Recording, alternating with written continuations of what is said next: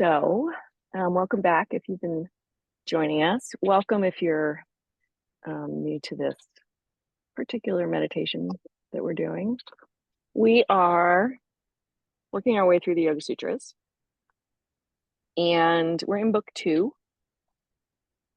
Specifically, we're going to dive into Sutra 225 today.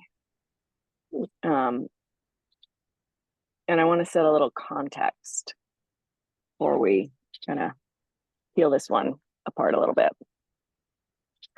So in book 2, we've been talking about from Sutra 216 onward. 216 said, suffering that has not yet come is avoidable. And it goes on to tell us that the cause of that suffering is the union of Purusha and Prakriti. So the cause of our suffering is that we think all this stuff, all this Prakriti, so the rocks, human body, the cup of coffee, we think all of that is real and that it's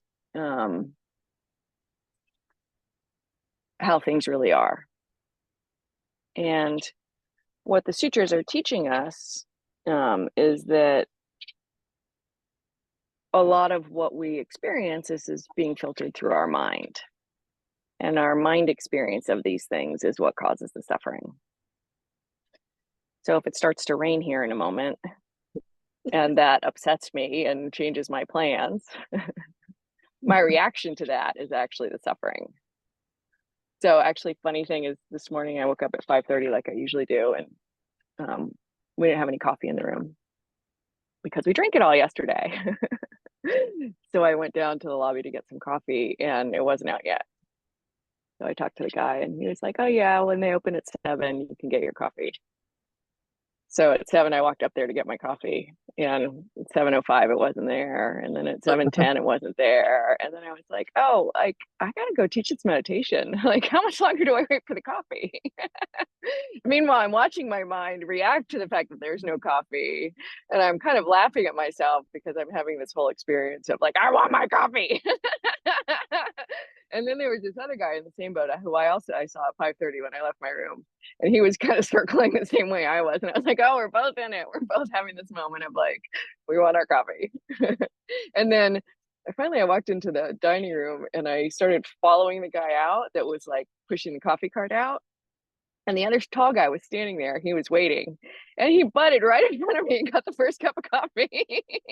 And so my whole brain was like analyzing and judging and, just like having this experience of wanting this thing that I enjoy and suffering because I didn't have what I wanted. And it's like this is our life. All day long we have a chance to practice. All day long we have a chance to see our reaction to things not being as we'd like them to be. So thankfully I have my cup of coffee, which I don't really need. I was actually quite alert and awake. But that's how we are, right? So anyways, getting back to the sutras, this sutra says, well, before that, we just talked last week about the union of Purusha and Prakriti is caused by ignorance. So we think that all of these things that are affecting us are actually what's real. And we're thinking our thoughts are real. And they're just an experience that we're having, and it will change over time. So this one says, Sutra 225, without this ignorance, no such union occurs. This is the independence of the seer. So he's saying we need to live in the world in order to actually see things as they are. So all of these things that we're experiencing are the path. Without this ignorance and this thinking that our suffering is real because of what happens to us, we can't get to the place where we realize, like, oh yeah, that's not it. We have to have the experience of it over and over again to finally get it into our hard heads, like, oh yeah, that's not it. So he invites us in this sutra. Well, he says first, aham sakshihi. I'm not pronouncing that right, but aham sakshihi, which translates as I am the eternal witness. And he says we need to meditate on what is true. So if we continually ask these questions and do this kind of meditation, we will find that we are only the knower. When we are worried over a loss, we should ask, who is worried? Who knows I am worried? Along with the answer, the worry will go away. Every experience in the world is mental. Mana eva manushyanam. Mana eva manushyanam. A man is according to his mind. A human is according to his or her mind.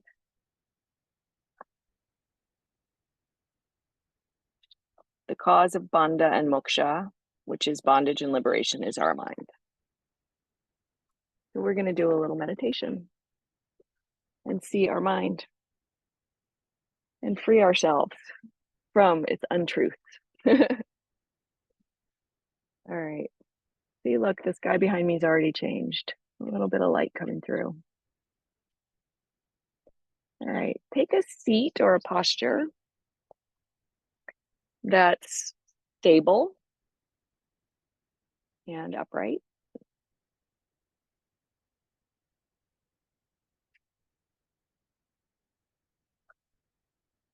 Do something on purpose with your hands.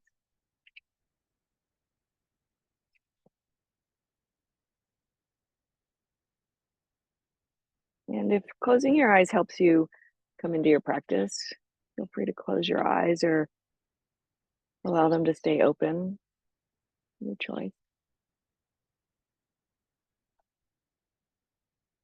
And we'll begin with just stabilizing the mind. Just as if it's easy, I say just. We'll begin with stabilizing the mind. I happen to be in a place with lots of birds. And I'm going to rest my attention on the sounds that they're making. The breath is another great stable anchor. Noticing it come and go.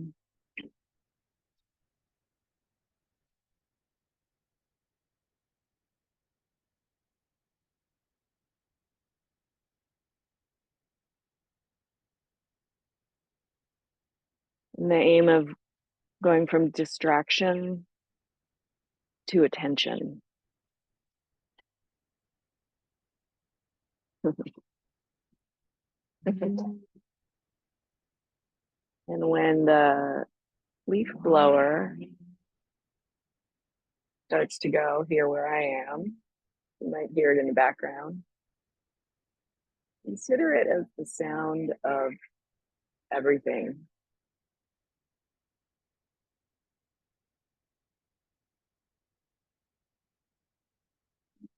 The practice in a situation that's not as we want it is a good practice.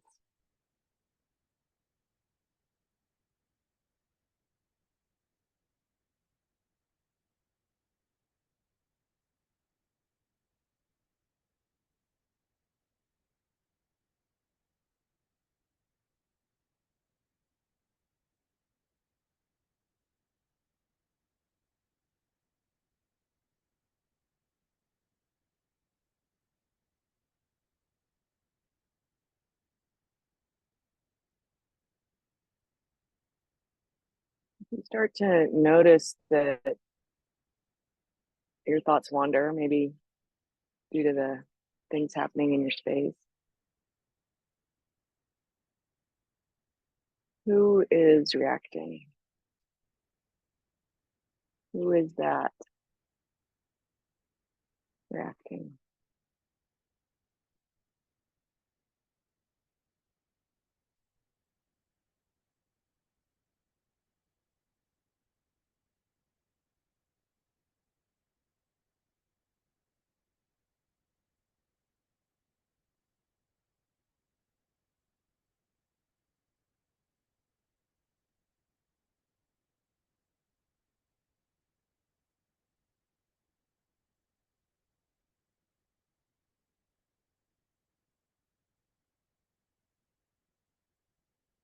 and noticing the waves of thoughts and how they change.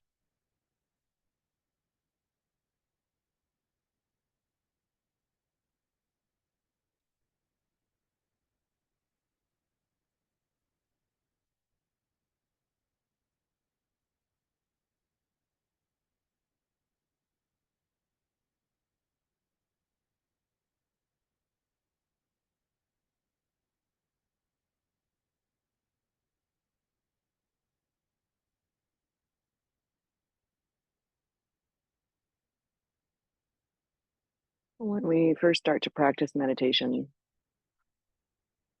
there's a discipline in holding the attention firmly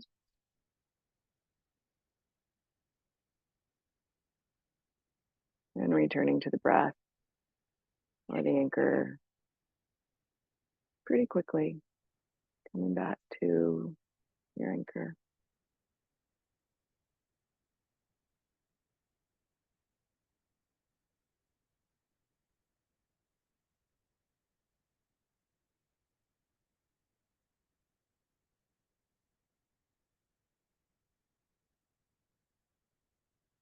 When the mind starts to stabilize, we can hold that attention more lightly and open up to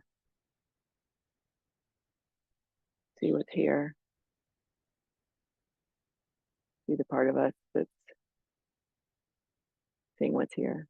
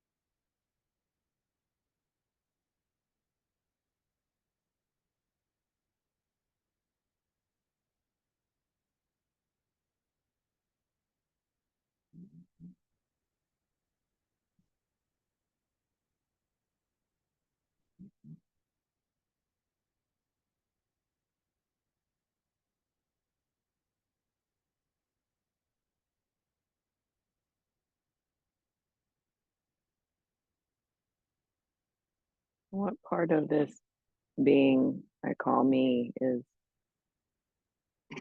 reacting?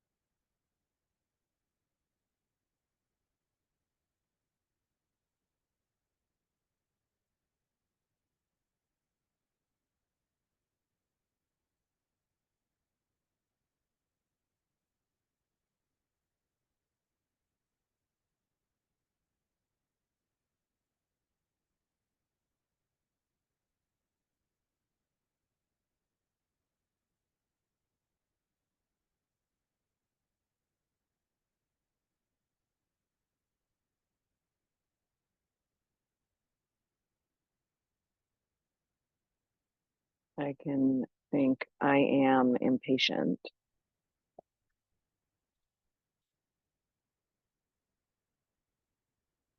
or is it that I am experiencing impatience?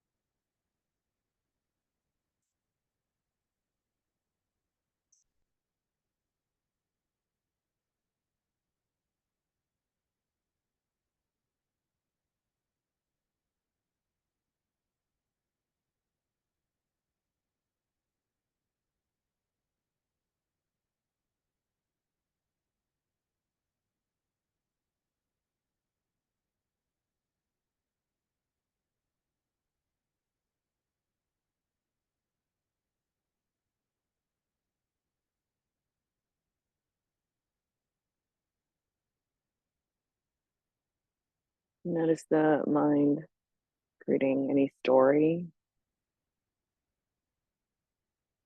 Is it true?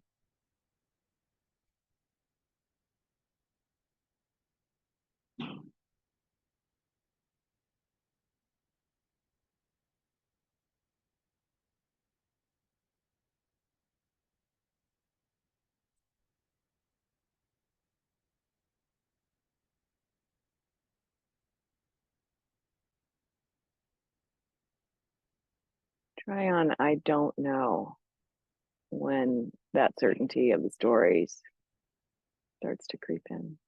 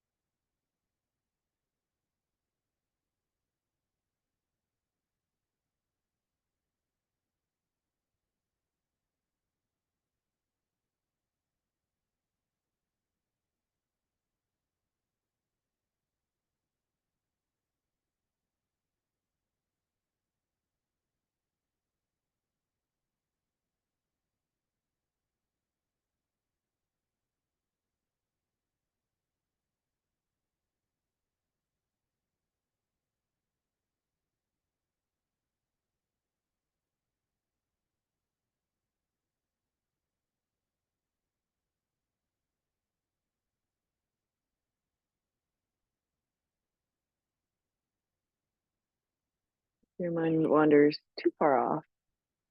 Come back to your anchor. A little half smile of no big deal.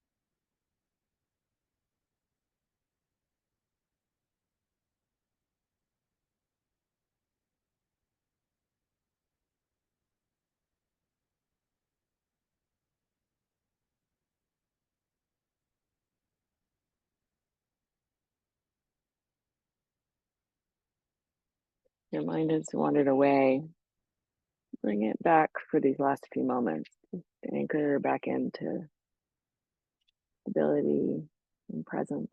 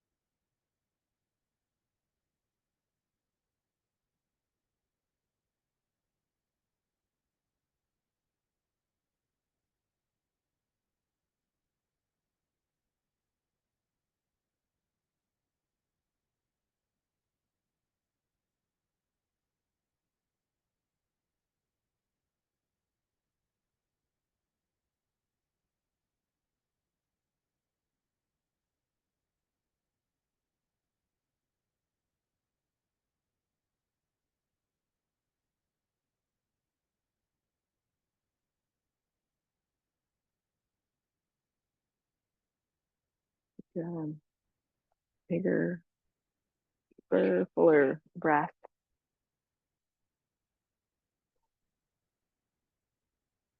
Do that again. Take a nice big full breath.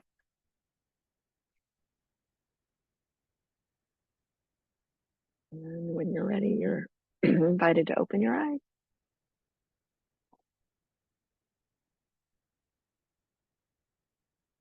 Questions or insights or comments?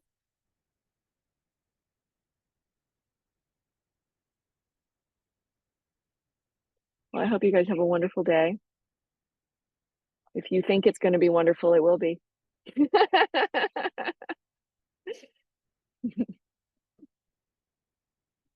Namaste, you guys.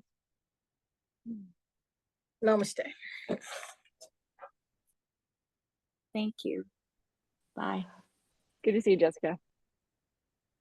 Oh, good to see you, Marcia. You too. Thank you. And Michael. Thank you. You're so welcome.